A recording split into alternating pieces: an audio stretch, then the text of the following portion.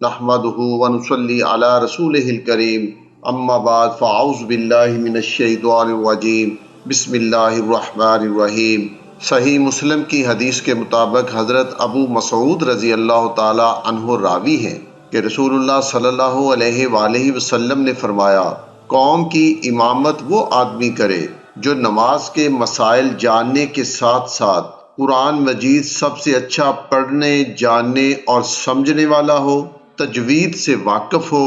اور حاضرین میں سب سے اچھا قاری ہو۔ اگر قرآن مجید اچھا پڑھنے میں سب برابر ہوں تو وہ آدمی امامت کرے جو قرأت اچھی طرح پڑھنے کے ساتھ ساتھ سنت کا علم سب سے زیادہ رکھتا ہو۔ اگر قرآن مجید اچھی طرح پڑھنے اور سنت کا علم جاننے میں سب برابر ہوں تو وہ آدمی امامت کرے جو مدینہ میں سب سے پہلے ہجرت کر کے آیا ہو۔ اگر علم قرأت اور ہجرت میں سب برابر ہوں تو وہ آدمی امامت کرے جو عمر میں سب سے بڑا ہو،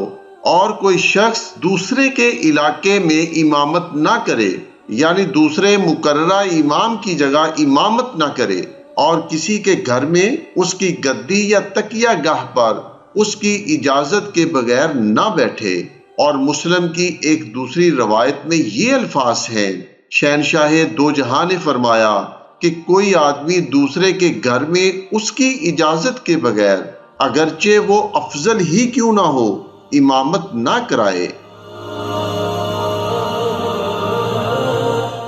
حضرت ابو سعید خدری رضی اللہ تعالیٰ عنہ راوی ہیں کہ رسول اللہ صلی اللہ علیہ وآلہ وسلم نے فرمایا، جب نماز پڑھنے کے لیے 3 آدمی جمع ہوں تو ان میں سے ایک امام بن جائے، اور ان میں سے امامت کا زیادہ مستحق وہ ہے جو زیادہ تعلیم یافتہ ہو۔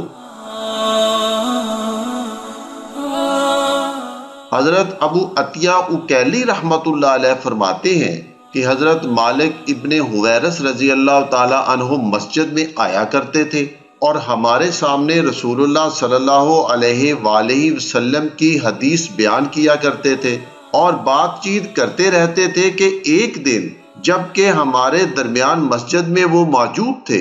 نماز کا وقت ہو گیا۔ ابو عطیہ فرماتے ہیں کہ ہم نے حضرت مالک رضی اللہ تعالی عنہ سے ان کی عظمت و فضیلت کے پیش نظر کہا کہ آگے ہو جائیے اور ہمیں نماز پڑھائیے۔ حضرت مالک نے فرمایا کہ تم اپنے ہی میں سے کسی کو آگے کرو تاکہ وہ تمہیں نماز پڑھائے، اور میں تمہیں بتاتا ہوں کہ میں نماز کیوں نہیں پڑھاتا۔ تو سنو کہ میں نے رسول اللہ صلی اللہ علیہ وآلہ وسلم کو یہ فرماتے سنا ہے کہ جو آدمی کسی قوم سے ملاقات کرے تو وہ ان کی امامت نہ کرے، بلکہ ان میں سے کسی آدمی کو ان کی امامت کرنی چاہیے۔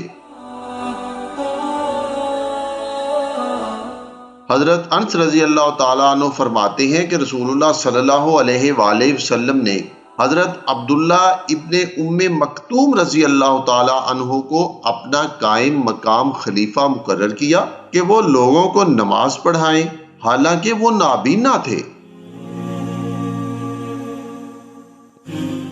حضرت ابو امامہ رضی اللہ تعالیٰ عنہ راوی ہیں کہ نبی کریم صلی اللہ علیہ وآلہ وسلم نے فرمایا، 3 آدمی ایسے ہیں جن کی نماز ان کے کانوں سے آگے ہی نہیں جاتی، یعنی وہ درجہ قبولیت کو ہی نہیں پہنچتی۔ ایک تو اپنے مالک کے ہاں سے بھاگا ہوا غلام جب تک کہ وہ اپنے مالک کے پاس واپس نہ آ جائے، دوسری وہ عورت جو اس حالت میں رات گزار دے کہ اس کا خاوند اس سے ناراض ہو، تیسرا وہ امام جسے اس کی قوم پسند نہ کرتی ہو۔ وما علینا الا البلاغ المبین۔